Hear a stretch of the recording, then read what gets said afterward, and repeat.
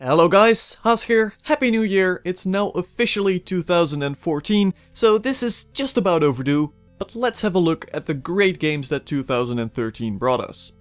Now, this is of course my personal favorite list. The only reason these games are on here is because I enjoyed them the most. It's as simple as that. I do want to add that I am not putting any alpha, beta, early access or otherwise not officially released games on this list.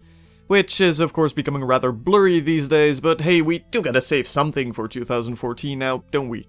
First though, here's some honorable mentions of games that didn't quite make the cut, but I do thought they needed to be mentioned at least. In no particular order. Metro Last Light. Just a beautiful game. A first-person, single-player shooter. It is sadly terribly linear, and that is by far the biggest gripe I have with the actual game. To the point where it becomes annoying that you can't jump knee-high boxes just to get a bit more freedom in a level. But the reason why it is an honorable mention and well worth your time is because of the amazing atmosphere. Graphically a great game, it will pull you in the dark and often scary world of the Metro. If it was an open world game or simply allowed you to approach levels a little bit differently, it would have been excellent. For now though, it's a great, highly atmospheric first-person shooter well worth checking out. Fallen Enchantress, Legendary Heroes. There's quite a bit of history here. It's essentially an evolution of a game called Elemental Fallen Enchantress, which already was an evolution of a game called Elemental War of Magic. You can forget all of that immediately though, as Fallen Enchantress, Legendary Heroes is a single-player, standalone game well worth getting. In Fallen Enchantress, Legendary Heroes, it's all about your heroes and leaders, immediately noticeable in the great amount of customization options for your commander, your army units, randomized worlds and whatnot, meaning there is a great deal of single-player replay value here. From that point out, you essentially traverse the map turn-based strategy style, solving quests and building up your tech and magical trees in an attempt to meet one of the victory conditions. Sure, graphically it looks incredibly outdated, but Legendary Heroes manages to be a great fantasy turn-based strategy game with numerous RPG elements that provides a solid experience with plenty of depth. Now, this one is maybe a little weird to put on a top 2013 list. For starters, the originals came out over a decade ago, and the first enhanced edition came out late 2012. I am of course talking about the Baldur's Gate Enhanced Editions, the Baldur's Gate 2 Enhanced Edition having been released in November 2013. But they're on this list because, frankly, I've played both of these back to back for such a huge amount of time this year that most other 2013 games don't even come close. With the Baldur's Gate 1 Enhanced Edition and the Baldur's Gate 2 Enhanced Edition, Overhaul Games has done an excellent job at making them more convenient to play with some great new added content that blends in well.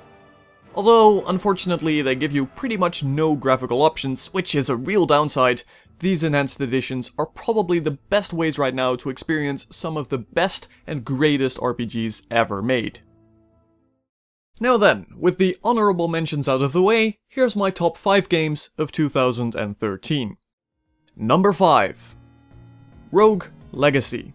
Although it may look cute, it certainly won't go easy on you. Rogue Legacy has you dying plenty of times, over and over and over, but because it has such a unique leveling up system and the simple fact that the entire dungeon is randomized every single time, it never gets boring. Every time you die, you get to play as one of your descendants, with some very curious traits that manages to spice up the game well. Of all the roguelike games we've seen over the course of this year, Rogue Legacy was easily the most enjoyable. Solid controls, great replay value, and a tough difficulty makes Rogue Legacy one of the best games of 2013. Number 4. Don't Starve. The premise of this game is pretty simple, just don't starve. But actually achieving this takes quite a bit of trial and error. Surviving in this absolutely crazy world is incredibly enjoyable, and the game throws numerous different challenges at you throughout, with plenty to explore, and, well, then you have to deal with your hunger, heat, sanity, all the while being chased by murderous monsters and dealing with pigmen. I had a blast back when I previewed this game in closed beta, and it has only gotten better since. There's a lot to do, and Don't Starve doesn't look like it's going away anytime soon. So, if you're looking for a survival game with a deep, highly curious collecting and crafting system, great atmosphere, interesting aesthetics, and just a ton of depth, then Don't Starve is your game. Number 3. XCOM Enemy Within.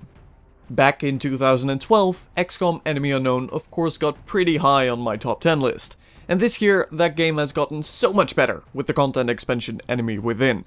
The main storyline and progress of the campaign isn't any different, but there's just a whole lot more to it now, making it a vastly more enjoyable experience. The huge focus on cover is nicely shaken up by the introduction of the new mech class that ends up being a great addition. There's tons of new upgrades and items, a new resource, and a whole new enemy faction. The new mech class easily happily surprised me the most, but definitely worth mentioning are the great new council missions that end up adding just so much more of a narrative to the overall experience. With Enemy Within, XCOM just got a ton better. Number 2. Civilization V Brave New World. Yes, I know, it's another Firaxis expansion, but damn it, it's amazing. And I gotta be honest, I didn't like Civilization V at all when it first came out. The base game just felt rather shallow and boring to me. Then the first expansion pack, Gods and Kings, arrived, and I was sufficiently interested. Now with the latest, fantastic Brave New World expansion pack, it's a game I just love playing. I find myself realizing evening has suddenly become morning rather quickly as I try and defeat the opposing civilizations through cunning new diplomacy methods or bombard them with the new tourism mechanics. With Brave New World, I'm definitely completely converted to loving Civilization V. Brave New World has created for a much more dynamic mid to late game experience, making the entirety of the game feel so much more connected and balanced, with great new mechanics and much more varied gameplay styles. And finally, number 1, Path of Exile. It should be no surprise that I love RPGs, and action RPGs are definitely included if you didn't figure this out yet. Diablo 2 is still one of my favorite games of all time, and Path of Exile will immediately give you that great sense of strong, dark atmosphere with excellent depth. Ever since way back in the closed beta, this game showed nothing but potential, and now that it's finally released, it's such a wonderful game. It is then also worth noting that the game is absolutely as free as it possibly gets, to the point where I can't think of a more fair to play model in any other game. A fantastic atmosphere, a crazy amount of customization through the passive skill tree and skill gem system, and my only negatives come down to the time limit on map instances and the fact that it isn't the most friendly to new players, although even in that case you should still have a good time on the first difficulty, or at least look a few things up on the wiki. I've said it before, Path of Exile is the best action RPG on the market as of right now. And in my book, it's the best game we've seen come out of 2013. And really, really customer friendly while we're at it. A great game.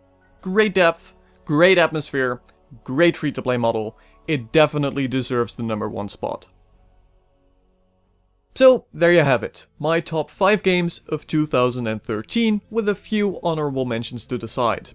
Again, this didn't include any alpha or beta games, which is probably what we've seen the most of in 2013, and some really solid ones at that. A lot of terrible ones of course, but some really solid ones as well. Which actually makes me quite hopeful for 2014 when it comes to gaming, especially in the RPG department. So, with all of that being said, my name has been Haas. Thank you so much for watching and watching my videos throughout all of last year. It really, really means a lot. And of course, as always, I'll see you in the next video.